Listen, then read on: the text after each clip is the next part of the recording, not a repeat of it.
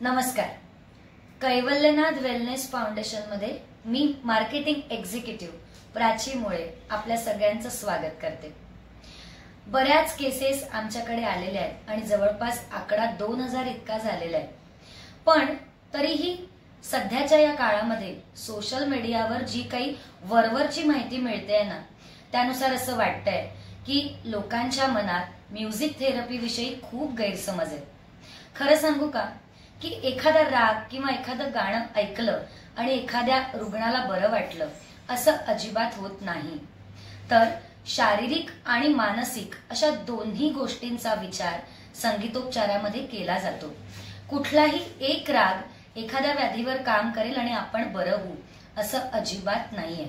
तर वेगवेगळ्या रागांचे कॉम्बिनेशन्स तयार करून त्याचे सेपरेट ट्रॅक्स तयार करून मग त्या रुग्णाच्या मानसिकतेचा सुद्धा विचार करून ते पेशंटला दिले जातात.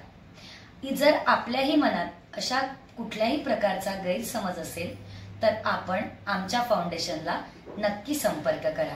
नमस्कार.